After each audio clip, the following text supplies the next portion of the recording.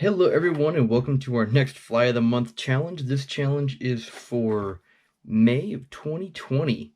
What we're going to tie in this one is actually just a simple little scud pattern for still water fishing, but we're going to throw a little effect onto it as well. So let's go ahead and get started. For the hook, I'm using a Phasna 820. I'm using a number 10 for the video so you guys can see it. And I'm going to use some red thread. This is 8/0. You can use 6/0 if you want. It's entirely up to you. But I'm going to go ahead and get my base down so I don't have any slippage on product here. I'm going to stop right there. Okay, so I got my thread started. And I'm going to stop there, and that's where I want my fly to stop. Now with Scuds, you can use a straight hook or a curved hook. I prefer curved hooks, especially ones that have a little bit of an offset.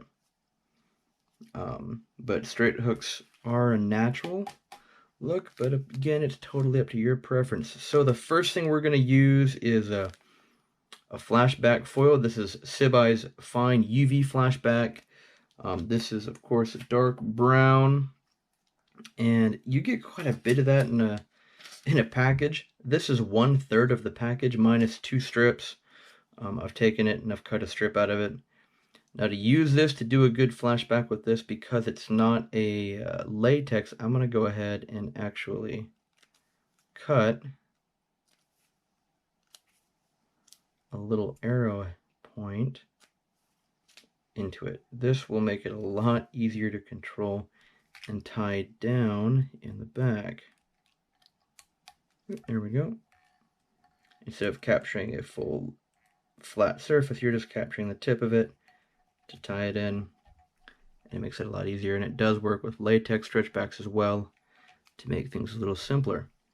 Next, we're going to use some for a rib. We're just going to go some hot orange brassy wire just to give a nice color base against this dark brown shellback. And you don't have to go all the way to the front, but I do out of habit.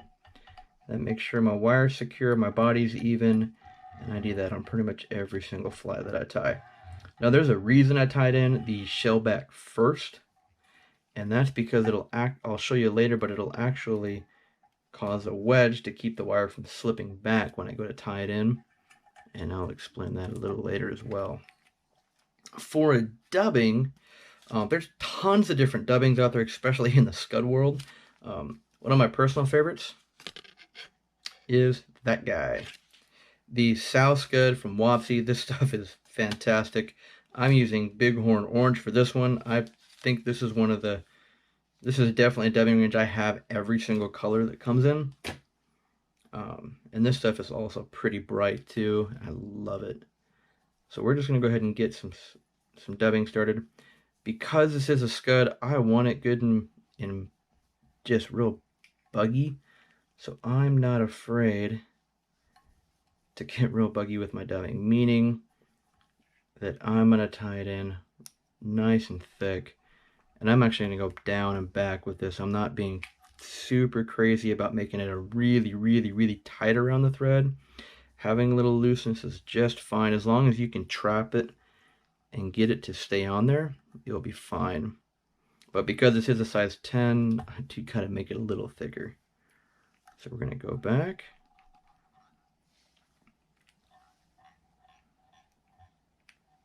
Now this last one I'll make a little tighter as far as the wraps together, just to even out the body a little bit better.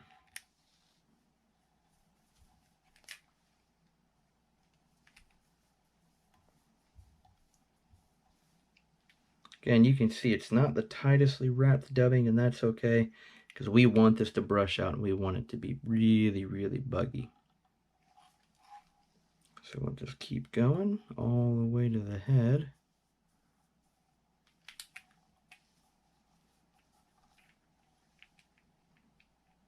Now the last wrap is where I try to get the body fairly even, going back and forth, so there's not really as many lumps, but I can use the dubbing to fill it in, especially making it kind of thick, like I'm doing here. Get that started for the headpiece. I'm going to break a rule. Oh, I just licked my fingers and broke the rule. Did that just to get a little bit of tension on the dubbing to help it spin around the thread. Okay, so I'm in front. I need some headroom in the front. Now, because this is a curved hook, there's a trick. Because sometimes when you're tying stuff in, your thread can kind of, just kind of unwind as you're moving around and tying stuff. So I'm actually just going to do a little half hitch or a whip finish, depending on what you want to do. That'll keep your thread attached and keep it from unwinding. That'll help. So keep some frustration from happening. Okay, so I've got my shell back. I'm just going to come bring it right over and tie it in. 1, 2, 3, 4, 5. And now I'm going to bring this back a little bit. And I'm going to start my head already. And I'm going to bring this right up to the eye of the hook. And then come back. I'm not going to cut it right away. To help secure this in place, and I do this with my latex style or real stretchy ones along with my foil, is I'm actually going to fold this back, get a couple wraps in there where my head's going to be, and then do a half hitch, again, so that helps secure it in place. Then I'm going to go in and cut it. Now what that's going to do is that's going to lock this in place, so you don't have to worry about it pulling out or coming undone or anything, and that'll help secure that shell back. And those of you that see it just did it popped off. So I'm going to go ahead and give it another half hitch after a couple wraps, and that's what I mean. That half hitch will keep that from happening, and it helps keep the material from popping loose. And if you're using a real stretchy back, it'll keep this in place and it won't slide around on you. Now again, this is why right here where I did the wire after the shell back, that'll help that helps keep it from sliding down, and again takes away some of the frustration. Now I'm going to do this about 1/8 of an inch apart on my ribs. I want a good rib case around this thing. It's definitely looks good, and it gives a little bit of a better appearance in my book, having a little bit of a tighter rib wrap on a scud. Now I'm going to go ahead and do a number of wraps. I'm not going to let my thread go because I haven't done a half hitch yet. I'm using junky scissors, so don't freak out when I use the tip to cut the wire, but I want it nice and close. You can do the little twisty trick if you want to, that's up to you, but I want to make sure my thread does not fall so that the wraps don't come off the head. And we're pretty much done with that part of it, so I'm going to go ahead and wrap my head up. And grab my little tool here, my whip finish. Get the fly finished, and there we go. That part is done. Now, here's the finishing effects of the fly. You can fish this just the way it is. It will work. It will catch fish just fine as a scud, but I like to add a little more life to it. So I'm going to brush this out. And that's another reason I like the sow bug or the sow scud dubbing, is this stuff is stringy. I can get a really good brush into it and just get this really hairy, buggy look. Just kind of like that, get that real scuddy look out of it. Now I'm going to cut them just a little longer than the hook itself. So I have that buggy look, but I don't have fibers hanging all the way down to here. If I was tying a shrimp, I might leave it, but we're not. Okay, now for some of that cool effect stuff. I'm going to take some Raid Zap Flex. You can use Solaraz or Loon. I like this stuff because it is organic and I don't have a chemical reaction to it. And I'm just going to give myself a nice little bead right across the top. Okay. Take a bodkin and manipulate it. So the nice thing about that flex is it's a little thicker. I can manipulate it with the bug without having it move around on me a lot. And that's really where you want to watch the kind of resin you're going to use depending on the bugs you're tying. If you want something that's going to soak in more, use a thinner resin. If you want something you can manipulate better, use something a little thicker. Okay, so we've got that coated.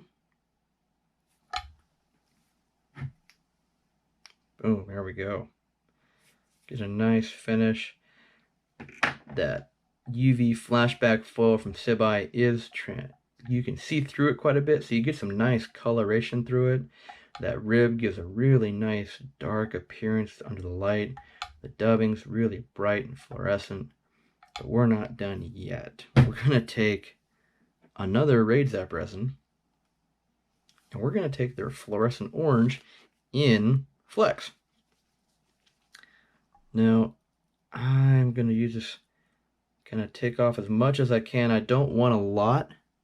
I want just enough to give a really thin coat to the front of the bug, giving it kind of like a red head, but I can see through it. I'm gonna do it to about a 1/3 of the bug. Not a lot. You can still see through it. It's not a real thick coat. But what that's gonna do is it's gonna give this really nice fluorescent red front section, but you can still see through it. You can see the ribbing through it. You can see the brown through it. Is it necessary? No, but it's just something that kind of adds something else to my box, or your box if you want to do that. And so that's it, guys. This is a really simple base scud pattern with some really fun materials. What we want to see in this this month's fly challenge is we want to see your scud patterns. Tie up a scud, tag, post it on Facebook and Instagram, tag Nature's Spirit, fly tying, use the hashtag NSFlyChallenge. We want to share them, we want to see them, and we want you guys to have fun tying. So, thanks for watching, and we'll see you on the next one.